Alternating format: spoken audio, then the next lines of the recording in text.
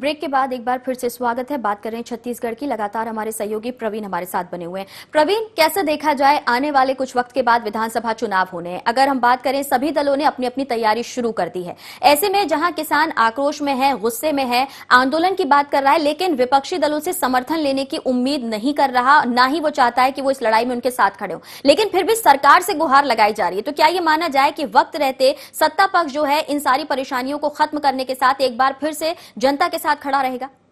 साफ तौर पर कह सकते हैं विपक्ष को जो काम करना था शायद वह काम उन्होंने किया नहीं, और तभी यही कारण है कि आज किसानों का भरोसा विपक्ष से भी उठ गया है। उन्हें पता है कि उनकी लड़ाई है, उन्हें खुद ही लड़नी है, और यही कारण है कि उन्होंने अपने बैनर तले एक बड़ा मुहिम और बड़ा आंदोलन करने की घोषणा की है। 16 तारीख को पूरे देश में चक्का जाम करने की तैयारी की है, और सत्ता पक्ष के ऊपर सीधे तौर पर दबाव बन रहा है, क्योंकि हर बार तो सत्ता पक्ष यह कह बच जाता था कि विपक्ष की साजिश है, विपक्ष के बहकावे पे इस तरह के किसान आंदोलन कर रहे हैं, और ये सब विपक्ष के आरोप लगाना काम ही है, ऐसी बातें करती थी सत्ता पक्ष। लेकिन जब किसान अब खुद अपनी मांगों को लेकर आंदोलन रहता है, तो शायद सत्ता पक्ष के पास भी इस बात का जवाब नहीं है कि वो किसानों को किस तरह से संतुष्ट करें, किस तरह से खुश करें, क्योंकि आज किसान काफी आक्रोशित हो चुका है। लगातार प्रदेश की बात की जाए तो प्रदेश में भी आत्महत्या के मामले बढ़ते जा रहे हैं। देश में किसान कर्ज के तले डूबकर आत्महत्या कर रहा है, और बात की पूरा देश एक है, लेकिन अगर वो किसानों के कर्ज माफी की बात की जाए तो उत्तर प्रदेश में कर्ज माफी की जाती है, वहां पर बीजेपी की सरकार। लेकिन अगर छत्तीसगढ़ की बात करें, मध्य प्रदेश की बात करें, यहाँ पर बीजेपी की सरकार होती हुई कर्ज माफी नहीं की जाती है। ऐसी तमाम दिक्कतें हैं, और पूरे जो देश में किसानों, योजनाओं और सरकारों को लेकर भेदभाव चल रहा है,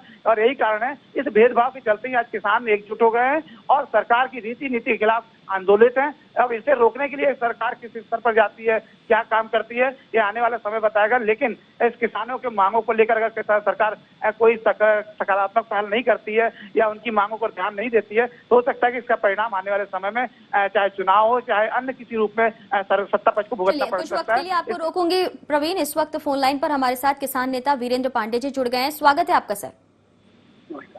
वीरेंद्र जी, जिस तरीके से अब दिखाई दे रहा है कि छत्तीसगढ़ में भी किसानों के अंदर गुस्सा है, जो वादे उनसे किए गए थे वो अब तक पूरे नहीं किए गए। दुहाई दी जाती है कि अभी हमारे पास समय है, हमने अगर कहा है तो हम सत्ता में रहते हुए उन वादों को पूरा कर देंगे। लेकिन क्या अब ये माना जाए कि सब्र का बांध टूट रहा है किसानों का? स्वाभाविक रूप से किसानों के मन में आक्रोश है, ज्वालामुखी धधक रहा है। कहीं पर भी थोड़ा सा भी कोई अवसर मिलता है तो बड़ा उठता है, बाहर निकल जाता है जी। और अभी 16 जून को राष्ट्रीय किसान संघ के आह्वान पर छत्तीसगढ़ में भी 28 स्थानों पर राष्ट्रीय राजमार्ग को रोका जाएगा जी, और 12 से 3 बजे तक 3 घंटे के लिए रोका जाएगा और अपना आक्रोश प्रकट किया जाएगा। और सरकार को एक हिसाब से चेतावनी है, भाई अभी भी समझ जाओ और जो वादे आपने किए हैं, जो हमारी मांगे हैं, उनको पूरा करें, अन्यथा परिणाम भुगतना पड़ेगा आपको। जी वीरेंद्र जी, लेकिन जिस तरीके से किसानों का गुस्सा दिख रहा है, सांकेतिक रूप से धरना प्रदर्शन किया जा रहा है, सरकार को चेताने की कोशिश की जा रही है कि जो वादे आपने 2013 में किए थे अब कम से कम उन्हें आप पूरा कर दें। जो वादे करके आप जनता के बीच लगातार बने हुए हैं, उन वादों को पूरा करने का समय आ चुका है। लेकिन सरकार का कहना है कि अभी हमारे पास समय है, हम वक्त रहते वादों को पूरा कर देंगे। और या फिर कहा जाए, उनका कहना है कि हमने संकल्प पत्र में ये बात कही थी, आगे आने वाले वक्त में जब हम दोबारा आएंगे सत्ता में तब उन वादों पर गौर करेंगे। अगर देखा जाए, अमित शाह भी आए थे, उन्होंने कहा कि जो नहीं किया उसकी बात मत करो, जो किया है केवल उसकी बात करो। तो कैसे देखा जाए, क्या वाकई सरकार का मूड नहीं है कि जो 2013 में संकल्प पत्र में वादे थे उन पर विचार किया जाए? ये केवल 2013 के वादे का मामला नहीं है। छत्तीसगढ़ में 2003 से जब से भारतीय जनता पार्टी की सरकार बनी है, उसके बाद 2003 के घोषणा पत्र में, 2008 के घोषणा पत्र में और 2013 के घोषणा पत्र में जिन जिन वादों को, प्रमुख वादे जो इन्होंने किए थे, उनको एक को पूरा नहीं किया गया है जी। 2008 के चुनाव में भी इन्होंने कहा था कि हम 270 रुपया चल किसानों को बोनस देंगे, जी जी, जिसे पूरा नहीं किया गया। और उस समय उन्होंने कहा था कि हमें 270 रुपया पूरे 5 साल देंगे, ऐसा हमने नहीं कहा था। लेकिन 2013 के घोषणा पत्र में तो उन्होंने साफ साफ इस बात को लिखा है। वीरेंद्र जी, क्या माना जाए, जिस तरीके से 12 संगठनों को बुलाया गया, 21 संगठन अब सामने खड़े हैं, सरकार को यहाँ पर लगातार सचेत करने का काम कर रहे हैं, लेकिन जब बात की जाती है सत्ता पक्ष के नुमाइंदों से तो उनका कहना होता है कि किसान बेहद खुश है, उन तक सारी योजनाओं का लाभ पहुंच रहा है, और ये जो संगठन सामने आके खड़े हुए हैं ये विपक्षी दल के समर्थक संगठन है। तो क्या ये माना जाए कि सरकार अभी भी इस मामले को नहीं समझ पा रही है? नहीं, ये तो जानबूझ करके अनजान बनने वाला मामला है। देखिए, इनके मन इसलिए पड़े हुए हैं कि सारी वादों को पूरा न करने के बावजूद 3 चुनाव में इनको समर्थन मिल चुका है। इनको लगता है राजनीतिक परिस्थितियां इनके अनुकूल हैं। कांग्रेस पार्टी में विभाजन हो चुका है, वो आपस में एक दूसरे से लड़ रहे हैं। इनको ऐसा लगता है जी कि हम धन, धमकी और धनिया जी इन तीन के भरोसे चुनाव जीत लेंगे, इसलिए इस बात की घोषणा करते रहते हैं। अगर किसान खुश है जी जी तो ये चक्का जाम में क्यों जा रहा है? जी। अगर किसान खुश है तो आत्महत्या के आंकड़े देख लें, हिंदुस्तान में सर्वाधिक आत्महत्या के आंकड़े अगर किसी के आत्महत्या के सबसे अधिक आंकड़े किसानों के अगर कहीं हैं जी। प्रतिशत के आधार पर, 1 लाख की जनसंख्या के आधार पर, तो सर्वाधिक 36 बने। 1 लाख की जनसंख्या के आधार पर 63 लोगों की आत्महत्याएं हुई हैं, जबकि मध्य प्रदेश में केवल 37 बिल्कुल है। वीरेंद्र जी, हम आपसे जानना चाहेंगे अभी प्रमुखता क्या कुछ मांग की जा रही है किसान संगठनों के द्वारा, और अगर सरकार नहीं चाहती तो आने वाले वक्त में क्या कुछ रणनीति रहेगी और किस तरीके से खामियाजा सरकार को उठाना पड़ सकता है? देखिए, एक तो किसान अगर इनसे विमुख होगा तो इनको सर्वाधिक नुकसान आने वाले चुनाव में होगा। ये जो आश्वस्त होकर बैठे हुए हैं जी जी कि यहाँ पर विकल्पहीनता की स्थिति है और सामने जो दल है उसमें विभाजन हो गया है, यहाँ जी। ध्रुवीकृत राजनीति है। जी। छत्तीसगढ़ में, मध्य प्रदेश में भारतीय जनता पार्टी और कांग्रेस के बीच में ध्रुवीकरण है पूरी तरीके से, और उनको लगता है कांग्रेस बिखरी हुई है। जी जी अखिल भारतीय स्तर पर उनका नेतृत्व तो ठीक नहीं है, इसलिए उसका इनको लाभ मिल जाएगा। लेकिन एक गलत फहमी में है, जब जनता तय कर लेती है कि इनको नहीं करना है तो सामने गधा भी खड़ा होता है तो उसको जिता देते हैं। जी जी इसलिए ये आश्वस्त न रहें, क्योंकि ये बात इन्होंने दिल्ली में देख लिया है। उसके बाद भी अगर इनको होश नहीं आता है जी और ये अड़ियल लेकिन वीरेंद्र जी, जिस तरीके से विपक्षी दल जब सहयोग करने के लिए आगे आना चाहते हैं, बाहर से समर्थन देने की बात की जा रही है, वो चक्का जाम में अपने कार्यकर्ताओं को शामिल करने की बात कर रहे हैं, तब संगठनों ने उनसे किनारा किया। उनका कहना है कि हम अपनी लड़ाई खुद लड़ेंगे। तो क्या ये माना जाए कि न सत्ता पक्ष पर विश्वास है, ना ही विपक्ष पर, लेकिन फिर भी जिसे वक्त दिया गया, जिसे जिम्मेदारी दी गई, अगर वो काम नहीं करता तो किसी और को मौका दिया जाएगा, जैसा कि आपने कहा?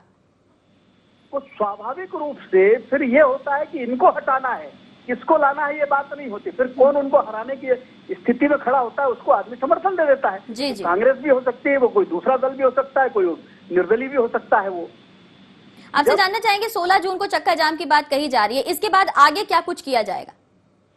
ये तो इस कदम के बाद फिर हम बैठेंगे, इसकी समीक्षा करेंगे और प्रतीक्षा करेंगे कि सरकार इसके में आगे कोई कदम उठाती कि नहीं उठाती है। उसके बाद अनेक तरीके हैं, संवैधानिक आधार पर और अहिंसक गांधीवादी तरीके से बहुत सारे उपाय है, उन उपायों को हम करेंगे। जैसे पिछले बारों में हमने किया है, जब ये जोगी सरकार में थे और धान नहीं खरीद रहे थे, तब हमने उसका विरोध किया, धान रोका। जी। इस भारतीय जनता पार्टी के कार्यकाल में भी ये सब किया है। चलिए, यानी 16 जून के बाद आगे भी रणनीति जारी रहेगी। फिलहाल शुक्रिया सर हमारे साथ जुड़ने के लिए। इस वक्त किसान नेता पारस राम जी हमारे साथ जुड़ गए।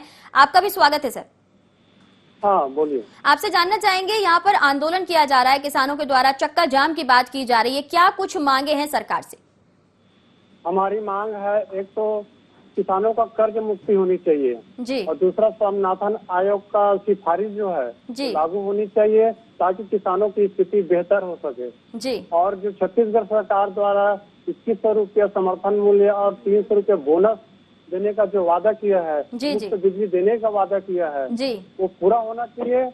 और आपसे जानना चाहेंगे, क्या किसानों को बिजली नहीं मिल पा रही है? जिस तरीके से सौर सुजला योजना आई, तमाम यहाँ पर अलग योजनाएं किसानों के लिए संचालित की जा रही हैं। मुख्यमंत्री कह रहे हैं कि सीधे धान खरीदी का पैसा खातों में जा रहा है किसानों के। तो क्या इन सब के बाद भी और मांगे हैं या इन मांगों को भी सिर्फ कागजों में ही संचालित किया जा रहा है? आप तक वो सारी सुविधाएं नहीं पहुंच रही हैं? नहीं, ये बहुत गलत है। ये सिर्फ सौर उजला योजना फेल होने वाली है, न तो पंप कर रहे हैं न कुछ चल रहा है। तो क्या आपने इस बाबत कभी शिकायतें की हैं परशुराम जी? हाँ जी। आपने शिकायतें की हैं इस संबंध में? शिकायतें की हैं आपने? नहीं, अभी देख रहे हैं, अभी तो किसानों का शिकायत आना चालू हो गया है। अब इसको हम मांग के रूप में बिल्कुल उठाएंगे। चलिए, शुक्रिया हमारे साथ जुड़ने के लिए। प्रवीण हमारे सहयोगी हमारे साथ बने हुए हैं। प्रवीण, आपने सुना किसान नेता साफ कह रहे हैं कि जो योजनाएं हैं उनका फायदा हमें नहीं मिल रहा। अगर अभी भी सरकार ने नहीं सोचा, इस बारे में बातचीत नहीं की, अगर फायदा नहीं दिया तो आने वाले वक्त में परिणाम भुगतने को तैयार रहे। साफ तौर पर कह सकते हैं जिस तरह के माहौल अभी देश के साथ प्रदेश में बने हैं, काफी आक्रोशित है किसान, और जिसका परिणाम आने वाले विधानसभा चुनाव में कहीं ना कहीं सत्ता पक्ष को ज्यादा भुगतना पड़ सकता है। क्योंकि जिस तरह से वीरेंद्र पांडे ने कहा कि अगर मान लो सत्ता परिवर्तन करना है तो सामने कोई भी दल हो, फिर जनता यह नहीं देखती कौन पार्टी है, कौन सा दल है, और उसे जीत का ताज पहना देती है। तो सीधे तौर पर अगर मान लो अभी भी सरकार नहीं चाहती, किसानों की समस्याओं को दूर नहीं किया गया, तो हो सकता है कि इसका दुष्परिणाम आने वाले समय में या कह सकते विधानसभा चुनाव में सत्ता पक्ष को भुगतना पड़ सकता है। बिल्कुल बिल्कुल, इससे इंकार नहीं किया जा सकता। फिलहाल बहुत शुक्रिया पूरी जानकारी और बातचीत के लिए। तो राज्य में तीसरी बार बीजेपी की सरकार बनी, किसानों ने सरकार को चुना, लेकिन चुनाव के पहले किसानों से जो भी वादे किए गए थे वो वादे अब तक पूरे नहीं हुए। हालांकि इस पूरे मामले में पक्ष और विपक्ष एक दूसरे पर आरोप लगाता नजर आ रहा है, लेकिन किसान भी अब सामने आके खड़ा हो गया और उसे जरूरत है अपनी सभी मांगों को पूरा करवाने की। अब देखना होगा कि इन सबके बीच में क्या वाकई उन मांगों पर विचार किया जाता है या पक्ष और विपक्ष की लड़ाई में सिर्फ किसान एक सियासी प्यादा बनकर ही रह जाएगा। फिलहाल इसी के साथ IND स्पेशल में इतना ही। आप बने रहें IND 24 के साथ।